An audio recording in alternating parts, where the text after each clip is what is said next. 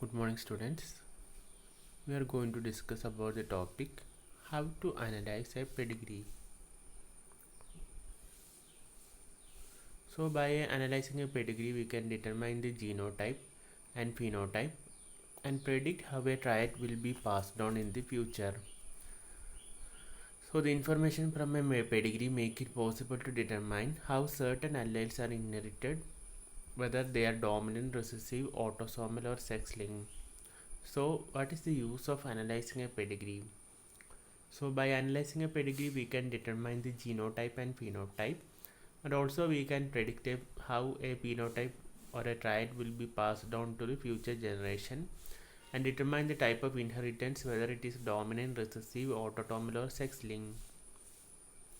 അപ്പോൾ നമ്മളിന്ന് പഠിക്കാൻ പോകുന്നത് എങ്ങനെ നമുക്കൊരു പെഡിഗ്രീനെ അനലൈസ് ചെയ്യാം എന്നതാണ്.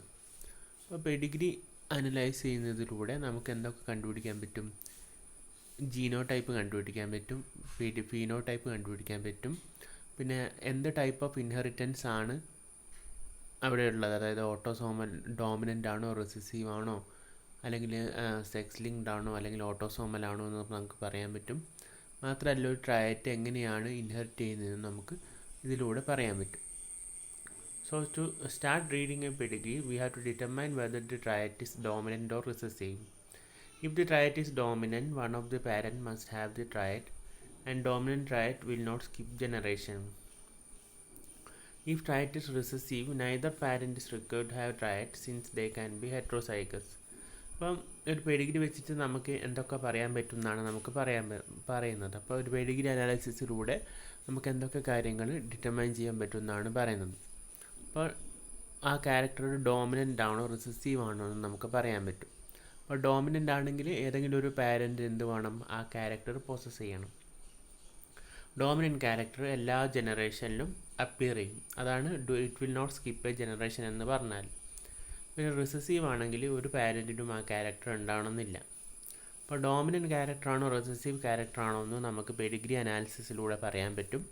ഡോമിനൻ്റ് ആണെങ്കിൽ ഏതെങ്കിലും ഒരു പാരൻറ്റിന് ആ ക്യാരക്ടർ ഉണ്ടായിരിക്കണം, മാത്രമല്ല ഈ ക്യാരക്ടർ എല്ലാ ജനറേഷനിലും അപ്പിയർ ചെയ്യും വേണം.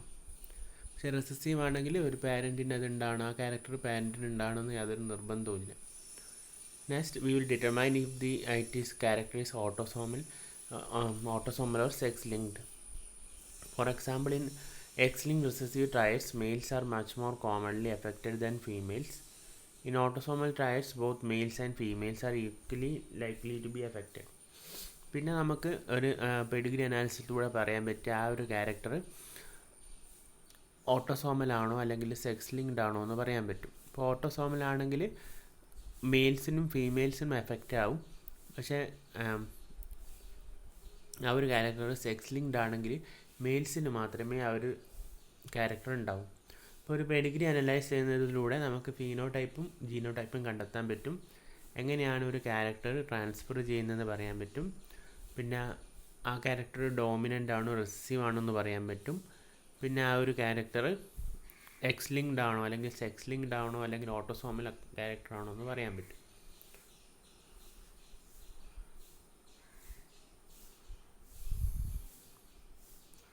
So the first type of characters which is depicted in a pedigree is an autosomal recessive traits.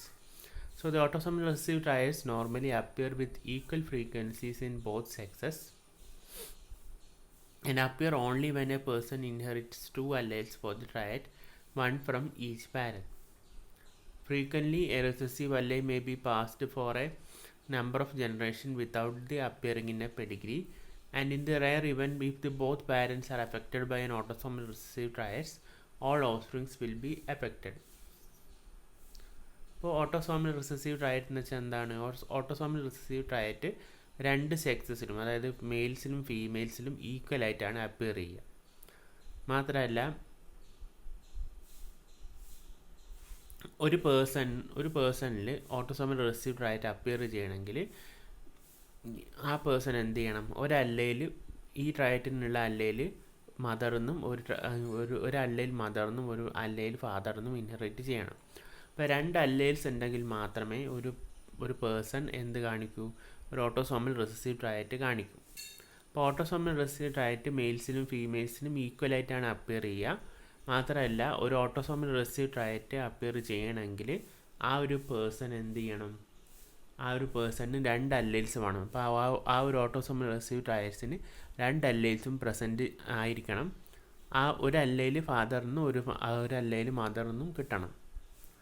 Usually ഈ റിസസീവ് ആയതുകൊണ്ട് തന്നെ ഇത് എക്സ്പ്രസ് ചെയ്യാതെ പോവുകയാണ് ചെയ്യുക. പക്ഷേ ചില സമയങ്ങളിൽ, അതായത് 2 പാരൻസും ഓട്ടോസോമൽ റിസസീവ് ആണെങ്കിൽ മാത്രമാണ് എല്ലാ ഓഫ്സ്പ്രിങ്സിലും ഈ ക്യാരക്ടർ എക്സ്പ്രസ് ചെയ്യും. അപ്പോൾ ഓട്ടോസോമൽ റിസസീവ് ട്രയറ്റ് എക്സ്പ്രസ് ചെയ്യണമെങ്കിൽ 2 അല്ലേൽസും വേണം. അപ്പോൾ ഒരു ജീനിൻ്റെ 2 അല്ലേൽസും പ്രസൻ്റ് ആയാൽ മാത്രമേ ഓട്ടോസോമൽ റിസസീവ് ട്രയറ്റ് എക്സ്പ്രസ് ചെയ്യൂ. അതായത് ഫാദറിൽ നിന്നും ഒരു ഓട്ടോസോമൽ റിസസീവ് അല്ലേൽ കിട്ടണം, മദറിൽ നിന്നും ഒരു ഓട്ടോസോമൽ റിസസീവ് അല്ലേൽ കിട്ടണം. അപ്പോൾ അങ്ങനത്തെ ഒരു കണ്ടീഷന് മാത്രമേ ആ ഒരു എക്സ്പ്രഷൻ നടക്കും, ആ ഒരു ഓട്ടോസോമൽ റിസസീവ് ട്രയറ്റിൻ്റെ എക്സ്പ്രഷൻ നടക്കും. മാത്രമല്ല ഈ ഓട്ടോസോമൽ റിസസീവ് ആയതുകൊണ്ട് തന്നെ ഇത് അപ്പിയർ ചെയ്യാതെ പാസ് ചെയ്യും. ജനറേഷൻസോളം ഇത് അപ്പിയർ ചെയ്യാതെ നിൽക്കും. കാരണം റിസസീവ് അല്ലേ, ഡോമിനൻ്റ് ആണെങ്കിൽ മാത്രമല്ല അപ്പിയർ ചെയ്യും. റിസസീവ് ആയതുകൊണ്ട് ഈ ക്യാരക്ടർ അപ്പിയർ ചെയ്യാതെ നിൽക്കും. പിന്നെ എപ്പോഴാണ് ഇത് അപ്പിയർ ചെയ്യുക? ആ 2 പാരൻസും ഓട്ടോസോമൽ റിസസീവ് ആകുന്ന സമയത്ത് മാത്രമേ ഓഫ്സ്പ്രിങ്സിൽ ഈ ഒരു ക്യാരക്ടർ അപ്പിയർ ചെയ്യും. ഇപ്പോൾ ഇതിൻ്റെ ഒരു എക്സാമ്പിളാണ് Tay Sachs disease. So the childrens with Tay Sachs disease appear healthy at birth but become listless and weak at about 6 months of age. Gradually their physical and neurological condition worsen, leading to blindness, deafness and eventually death at 2 to 3 years. The disease results from an accumulation of lipid GM2 ganglioside in the brain, a normal component of brain cells. GM2 ganglioside is usually broken down by an enzyme hexosaminidase A, but children with Tay-Sachs disease lack this enzyme.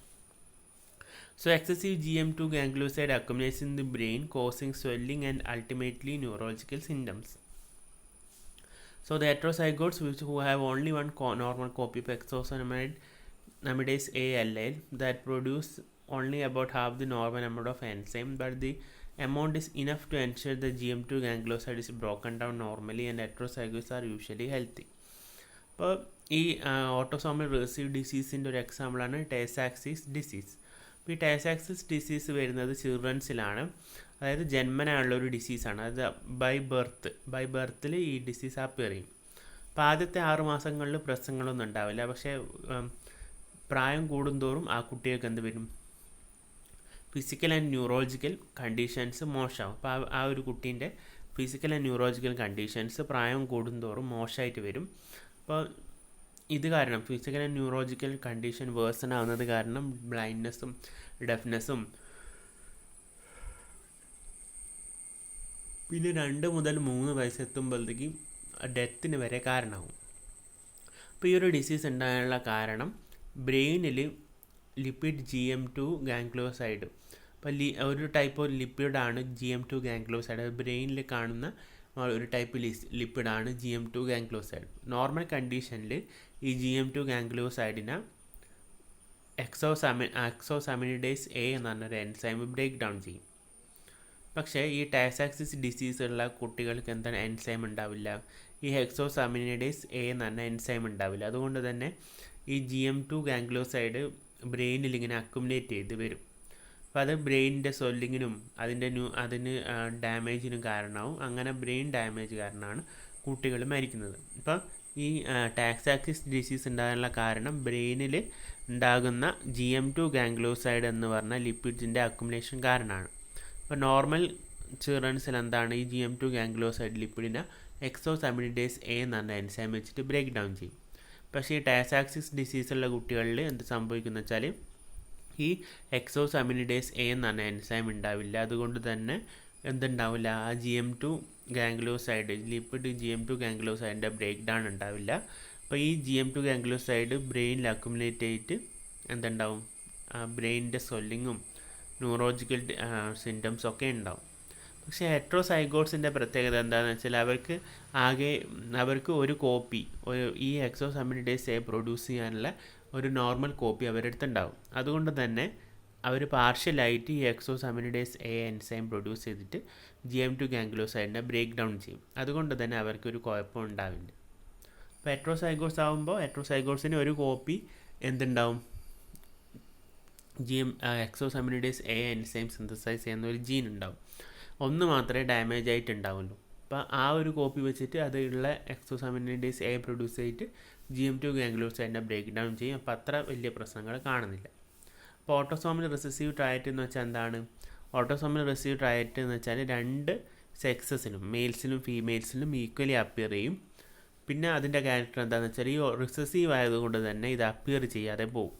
അപ്പോൾ എപ്പോഴാണ് ഇത് appear ചെയ്യുക? രണ്ട് പാരൻസും autosomal recessive ആയ condition മാത്രമേ appear ചെയ്യൂ. അപ്പോൾ autosomal recessive character appear ചെയ്യണമെങ്കിൽ ആ ഒരു ഓട്ടോസോമൽ റിസസീവ് അല്ലെങ്കിൽ മെയിൽ മദർന്നും കിട്ടണം, ഫാദർന്നും കിട്ടണം. അപ്പോൾ അങ്ങനെ രണ്ട് അല്ലൈൽസ് ഉണ്ടെങ്കിലാണ് ഓട്ടോസോമൽ റിസസീവ് അല്ലൈൽസ് അപ്പിയർ ചെയ്യുക. അതായത് രണ്ട് അല്ലൈൽസും റിസസീവ് ആണെങ്കിൽ മാത്രമേ ഈ ഓട്ടോസോമൽ റിസസീവ് അല്ലൈൽ അപ്പിയർ ചെയ്യും. ഇതിൻ്റെ എക്സാമ്പിളായിരുന്നു ടാസ്റ്റാക്സിസ് ഡിസീസ്.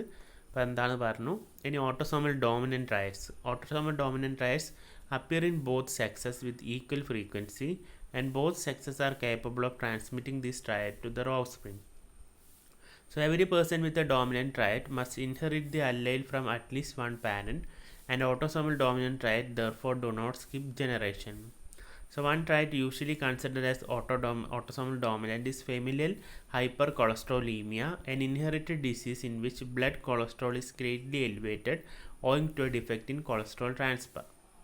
ഇപ്പോൾ ഓട്ടോസോമൽ ഡോമിനൻറ്റ് ട്രയറ്റ്സ് എന്താണ്? ഓട്ടോസോമൽ റിസീവ് ട്രയറ്റ്സിലെ പോലെ രണ്ട് സെക്സസിനും ഈക്വലായിട്ട് അപ്പിയർ ചെയ്യും. അതായത് മെയിലിലും വരും, ഫീമെയിലും ഈ ക്യാരക്ടർ എക്സ്പ്രസ് ചെയ്യും, മെയിലിലും ഈ ക്യാരക്ടർ എക്സ്പ്രസ് ചെയ്യും. പിന്നെ ഓട്ടോസോമൽ ഡോമിനൻറ്റ് ട്രയറ്റും ഓട്ടോസോമൽ റിസീവ് ട്രയറ്റും തമ്മിലുള്ള ഡിഫറൻസ് എന്തൊക്കെയാണ്? ഒന്നാമത്തത് ഓട്ടോസോമൽ ഡോമിനൻറ്റ് ട്രയറ്റ്സ് എല്ലാ ജനറേഷനിലും അപ്പിയർ ചെയ്യും. പക്ഷേ ഓട്ടോസോമൽ റിസീവ് ട്രയറ്റ്സ് ഒരു ജനറേഷനിലും അങ്ങനെ അപ്പിയർ ചെയ്യില്ല.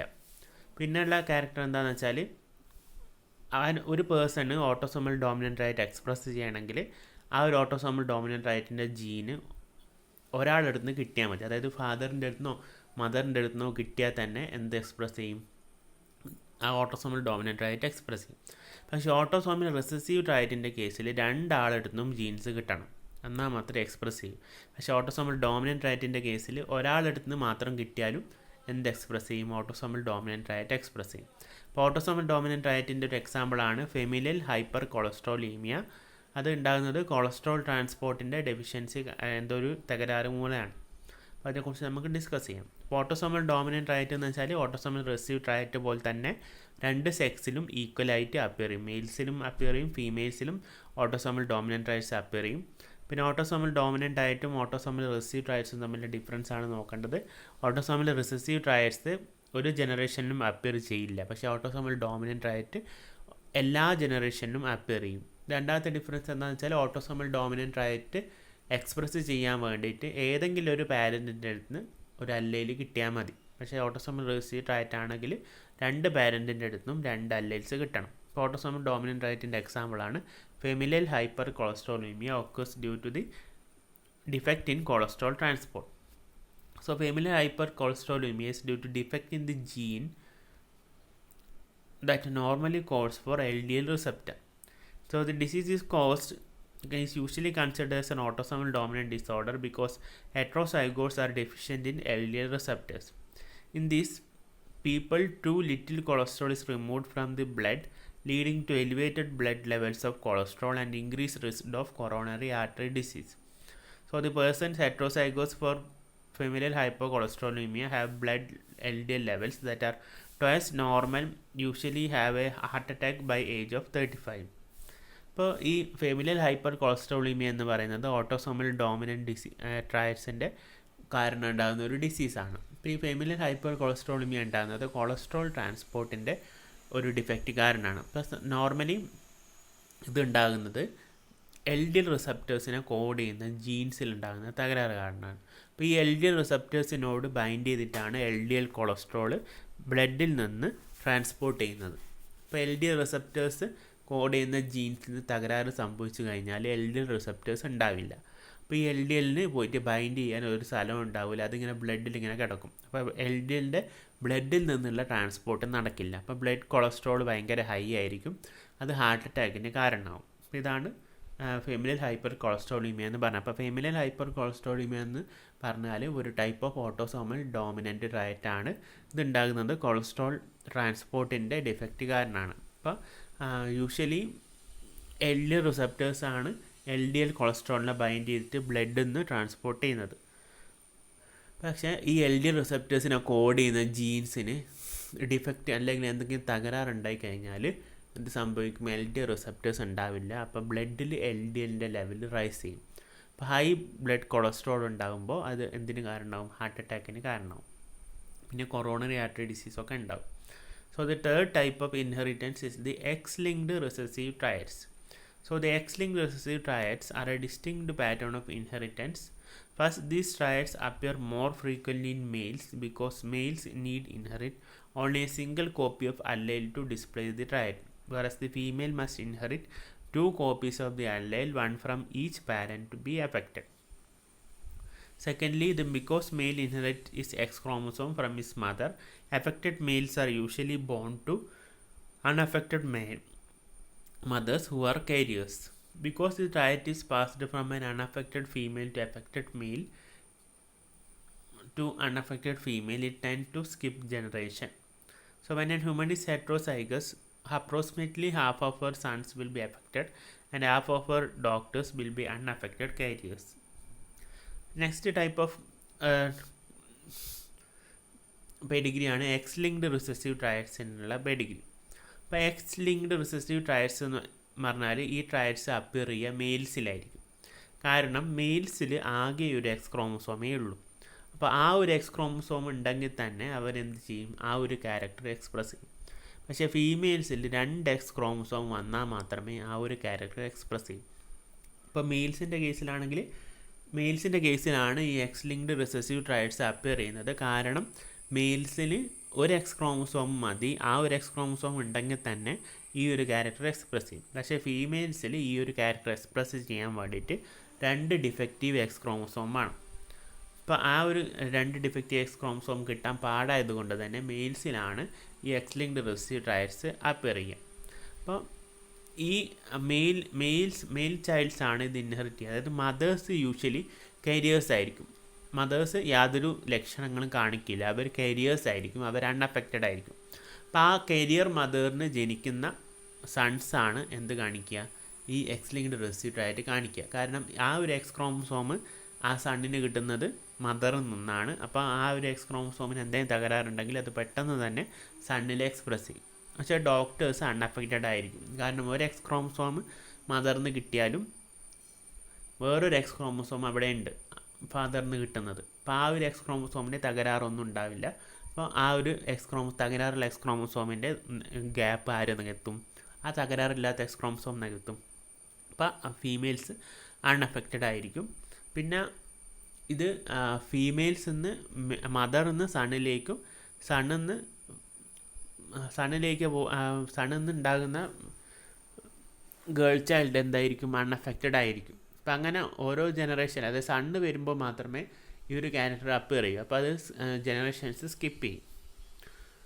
അപ്പോൾ എക്സ് ലിങ്ക്ഡ് റിസസീവ് ട്രയഡ്സ് എന്ന് വെച്ചാൽ അത് എഫക്റ്റ് ചെയ്യുക മെയിൽസിനെ ആയിരിക്കും. കാരണം മെയിൽസിന് ആകെ ഒരു എക്സ് ക്രോമസോമേ ഉണ്ടാവും. ആ ഒരു എക്സ് ക്രോമസോം തന്നെ തകരാറുള്ളതായാൽ പെട്ടെന്ന് ആ ക്യാരക്ടർ എക്സ്പ്രസ് ചെയ്യും. പക്ഷേ ഫീമെയിൽസിൻ്റെ 2 എക്സ് ക്രോമസോം ഉള്ളത് കൊണ്ട് തന്നെ ഒരു എക്സ് ക്രോമസോം തകരാറുള്ളത് ആയാലും വേറൊരു എക്സ് ക്രോമസോമും ഉണ്ടല്ലോ. അപ്പോൾ ആ ഒരു ക്യാരക്ടർ അപ്പിയർ ചെയ്യില്ല ഫീമെയിൽസിൻ്റെ കേസിലാണെങ്കിലും. അപ്പോൾ മെയിൽസിലാണ് ഇത് കൂടുതലായിട്ട് എക്സ് ലിങ്ക്ഡ് റിസസീവ് ട്രയഡ്സ് എക്സ്പ്രസ് ചെയ്യുക. കാരണം മെയിൽസിന് ഒരു എക്സ് ക്രോമസോം മാത്രമേ ഉണ്ടാവൂ. ആ എക്സ് ക്രോമസോം തന്നെ എന്തെങ്കിലും ഡിഫക്റ്റ് ഉണ്ടെങ്കിൽ ഈ ഒരു ക്യാരക്ടർ എക്സ്പ്രസ് ചെയ്യും. പക്ഷേ ഫീമെയിൽസിന് 2 എക്സ് ക്രോമസോം ഉള്ളത് കൊണ്ട് തന്നെ ഒരു എക്സ് ക്രോമസോമിന് എന്തെങ്കിലും പറ്റിക്കഴിഞ്ഞാൽ തന്നെ വേറൊരു എക്സ് ക്രോമസോം ഉണ്ട് ആ ഒരു ഗ്യാപ്പ് ഓവർകം ചെയ്യാൻ. അതുകൊണ്ട് തന്നെ ക്യാരക്ടേഴ്സ് അപ്പിയർ ചെയ്യില്ല. അപ്പോൾ നോർമലി ഇത് കരിയർ അൺഅഫക്റ്റഡ് മദേഴ്സിൽ നിന്ന് സണ്ണിലേക്കാണ് ട്രാൻസ്മിറ്റ് ചെയ്യുക ക്യാരക്ടർ. പിന്നെ സണ്ണിൽ നിന്നുണ്ടാകുന്ന ഡോക്ടർ എന്തായിരിക്കും? അൺഅഫക്റ്റഡ് ആയിരിക്കും. അതുകൊണ്ട് തന്നെ ഇത് സണ്ണ് വരുന്ന ജനറേഷൻസിൽ മാത്രമേ ഈ ഒരു ക്യാരക്ടർ എക്സ്പ്രസ് ചെയ്യൂ. Next is the X-linked dominant triads. So the X-linked dominant triads appears in both males and females, although they often affect more females than males.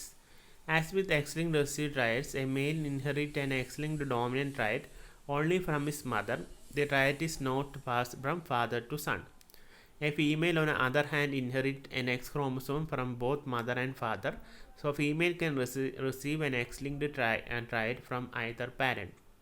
So, each child with an X-linked dominant trait must have an affected parent, and X-linked dominant traits do not skip generation, and affected men pass the trait to all their daughters and none of their sons. ഇപ്പോൾ അടുത്ത type of ക്യാരക്ടേഴ്സാണ് പെഡിഗ്രിയിൽ നമ്മൾ analyse ചെയ്യുന്ന അടുത്ത type of ക്യാരക്ടറാണ് X linked dominant trait. ഇപ്പോൾ X linked dominant ട്രയറ്റും X linked recessive ട്രയറ്റും തമ്മിലുള്ള മെയിൻ ഡിഫറൻസ് എന്താണ്? എക്സ് ലിങ്ക്ഡ് റിസീവ് ട്രയറ്റ്സ് മെയിൽസിലാണ് അപ്പിയർ ചെയ്യുക, പക്ഷേ X linked dominant traits both സെക്സിലും അപ്പിയർ ചെയ്യും. പക്ഷേ ഇതിൽ കൂടുതൽ അപ്പിയർ ചെയ്യുക ഫീമെയിൽസിലായിരിക്കും. അപ്പോൾ എക്സ് ലിങ്ക്ഡ് റിസസീവ് ട്രയറ്റ്സ് കൂടുതലായിട്ട് അപ്പിയർ ചെയ്യുക മെയിൽസിലാണെങ്കിൽ എക്സ് ലിങ്ക്ഡ് ഡോമിനൻറ്റ് ട്രയറ്റ്സ് കൂടുതലായിട്ട് അപ്പിയർ ചെയ്യുക ഫീമെയിൽസിലാണ്. കാരണം മെയിൽസ് അവരുടെ എക്സ് ക്രോമസോം മെയിൽസിന് അവരുടെ എക്സ് ക്രോമസോം കിട്ടുന്നത് മദറിൽ നിന്നാണ്. അതുകൊണ്ട് തന്നെ അതിന് അധികം തകരാറ് വരാൻ സാധ്യതയില്ല. പക്ഷേ ഫീമെയിൽസിന് ഫാദറിൽ നിന്നും മദറിൽ നിന്നും എക്സ് ക്രോമസോം കിട്ടുന്നത് കൊണ്ട് തന്നെ ഫാദറിന് കിട്ടുന്ന ഡെഫക്റ്റീവ് എക്സ് ക്രോമസോം കാരണം അവർ ആ ക്യാരക്ടർ എക്സ്പ്രസ് ചെയ്യും. പിന്നെ ഈ X linked dominant ട്രയറ്റ്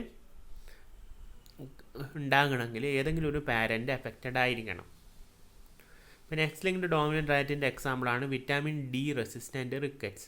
So the people with this trait have features that superficially resemble those produced by rickets, like bone deformities, stiff spines and joints, bowed legs, and mild growth deficiencies. So this disorder, however, is resistant to treatment with vitamin D, which normally cure rickets. So the X-linked ഇപ്പോൾ ഒരു example മാത്രം പഠിച്ചാൽ മതി. ഇപ്പോൾ vitamin D resistant rickets ആണ് X linked dominant ട്രയറ്റിൻ്റെ example. ഇപ്പോൾ ഈ rickets എന്താ നിങ്ങൾക്കറിയാം. റിക്കറ്റ്സ് എന്ന് പറഞ്ഞാൽ വിറ്റാമിൻ ഡീൻ്റെ ഡെഫിഷ്യൻസി കാരണം ബോൺസിന് ഉണ്ടാകുന്ന തകരാറുകളാണ് റിക്കറ്റ്സ് എന്ന് പറയുന്നത്. ഇപ്പോൾ വിറ്റാമിൻ ഡീൻ്റെ ഡെഫിഷ്യൻസി കാരണം ബോൺസിൽ ഉണ്ടാകുന്ന തകരാറുകൾ എന്തൊക്കെയാണ്? എല്ലുകൾ വളഞ്ഞിരിക്കുക, എല്ലുകൾ പെട്ടെന്ന് ഒടിഞ്ഞു പോവുക, അപ്പോൾ ഇങ്ങനത്തെ തകരാറുകളൊക്കെയാണ് ഉണ്ടാകുക. പിന്നെ ബോണിൽ ബോൺ ഡീഫോമിറ്റീസ് ഉണ്ടാവും. പിന്നെ ഗ്രോത്ത് ഡെഫിഷ്യൻസി ഉണ്ടാവും. അപ്പോൾ ഇത് വിറ്റാമിൻ ഡി കാരണം ഇതിൻ്റെ കുറവ് കൊണ്ട് ഉണ്ടാകുന്നതാണ്. ഇപ്പോൾ സാധാരണ റിക്കറ്റ്സ് നമ്മൾ വിറ്റാമിൻ ഡി ഒക്കെ കഴിച്ച് കഴിഞ്ഞാൽ ആ റിക്കറ്റ്സ് റെഡി ആയിട്ട് വരും. പക്ഷേ വിറ്റാമിൻ ഡി റെസിസ്റ്റൻറ്റ് റിക്കറ്റ്സ് ഉണ്ടാകുന്നത് എക്സ് ലിങ്ക്ഡ് ഡോമിനൻറ്റ് ട്രയറ്റ്സ് കൊണ്ടാണ്. അതൊരിക്കലും വിറ്റാമിൻ ഡി കൊടുത്തുകൊണ്ട് നമുക്ക് മാറ്റാൻ പറ്റില്ല. അപ്പോൾ സാധാരണ റിക്കറ്റ്സും വിറ്റാമിൻ ഡി റെസിസ്റ്റൻറ്റ് റിക്കറ്റ്സും തമ്മിലുള്ള ഡിഫറൻസ് എന്താണ്? സാധാരണ റിക്കറ്റ്സ് നമുക്ക് വിറ്റാമിൻ ഡീൻ്റെ സപ്ലിമെൻറ്റ് കൊടുത്തു കഴിഞ്ഞാൽ മാറ്റാൻ പറ്റും. പക്ഷേ വിറ്റാമിൻ ഡി റെസിസ്റ്റൻറ്റ് റിക്കറ്റ്സ് നമുക്ക് വിറ്റാമിൻ ഡീൻ്റെ സപ്ലിമെൻറ്റ് കൊടുത്തു കഴിഞ്ഞാൽ ഒരിക്കലും മാറ്റാൻ പറ്റില്ല. നെക്സ്റ്റ് ആണ് Y linked traits. Y linked traits exhibit a specific easily recognisable pattern of inheritance. ഇപ്പോൾ വൈ ക്രോമസോം ഉള്ളത് മെയിൽസിന് മാത്രമാണ്. അതുകൊണ്ട് only males will be affected. The trait will be passed from father to son. ഇപ്പോൾ ഫാദറിൽ നിന്ന് സണ്ണിലേക്കാണ് പാസ് ചെയ്യുക. അപ്പോൾ വൈലിങ്ക്ഡ് ട്രയറ്റ്സ് എഫക്റ്റ് ചെയ്യുന്നത് മെയിൽസിനെ മാത്രമായിരിക്കും. കാരണം മെയിൽസിന് മാത്രമേ വൈ ക്രോമസോം ഉള്ളൂ, ഫീമെയിൽസിന് വൈ ക്രോമസോം ഇല്ല. അപ്പോൾ ഈ ഫാദറിൽ നിന്ന് സണ്ണിലേക്കാണ് ഈ വൈ ക്രോമസോം പാസ് ചെയ്യുക. അതുകൊണ്ട് തന്നെ ഫാദറിൽ നിന്ന് സണ്ണിലേക്കാണ് ഈ ഒരു ഡിഫക്റ്റ് പാസ് ചെയ്യുക. അപ്പോൾ ഇതാണ് different types of traits analysed through pedigrees. Thank U.